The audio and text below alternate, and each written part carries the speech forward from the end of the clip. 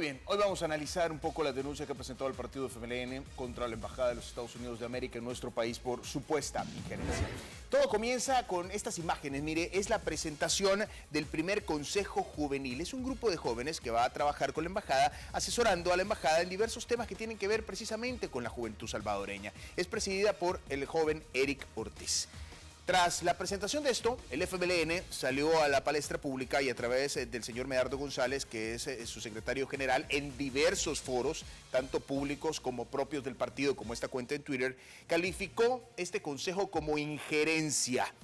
La opinión del FMLN es que la elección del joven Ortiz, como la creación misma del consejo, implican hacer política en el país. Así lo explica el diputado Misael Mejía.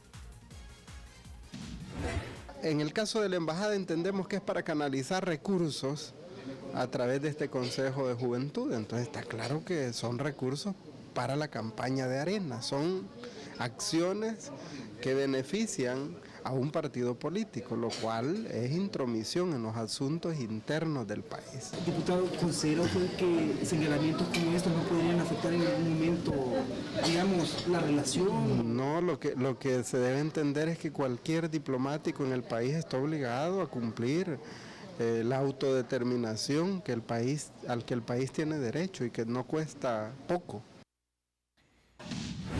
Sin embargo, la opinión del partido FMLN a la izquierda del espectro político dista rotundamente, completamente de la opinión al lado de la derecha del espectro político. Hablamos con el presidente del partido Arena sobre este tema y él lo ve de forma muy distinta, y lo explica así. Nos preocupa el doble discurso que vemos de un gobierno que por momentos se ve quiere acercarse al gobierno de Estados Unidos y en otros momentos vemos estos ataques sin fundamento que están haciendo. ¿Y qué opina el resto del espectro político? ¿Cómo se mira desde la clase política este tema? Porque mire, acusar al principal socio comercial del país y además el lugar de residencia de más de 3 millones de salvadoreños de injerencia, pues es un tema que vale la pena analizar. Las acusaciones de intromisión e injerencia que dirigentes del FMLN han hecho en contra de la Embajada de Estados Unidos en el país no han pasado inadvertidas en la clase política. Pues ahí el partido de gobierno sabe cómo lleva su diplomacia, sabe cuando habla de intromisión, que son palabras fuertes, a qué es lo que se refiere.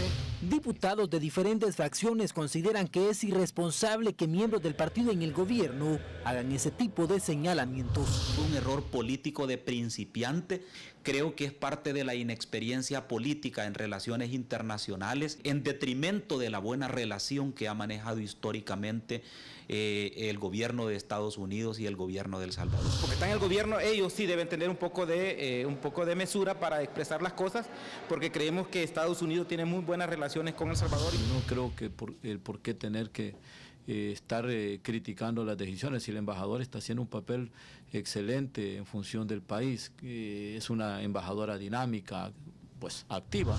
Los legisladores sostienen que los señalamientos del FMLN en contra de la embajadora de Estados Unidos no son convenientes, tomando en cuenta que en la nación del norte reside un buen porcentaje de salvadoreños que emigró en busca de mejores oportunidades.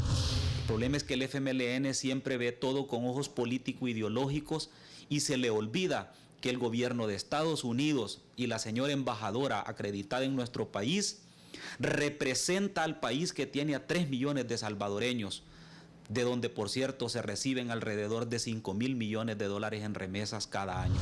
Para diputados como René Portillo Cuadra y Guadalupe Vázquez, es un hecho que en los últimos años ha existido intromisión de otro gobierno en asuntos internos del país, pero aseguran que no viene de Estados Unidos. El FMLN está juzgando porque a lo mejor también aquí ha habido gente de Venezuela dirigiendo algunas cosas y se supone que ellos también creen que la contraparte así lo hace. Cuando se señala el caso de Venezuela es porque Venezuela ha sido uno de los países que ha apoyado económicamente el proyecto ALBA, y el proyecto ALBA es uno de los financistas del FMLN. Esa sí es una intromisión.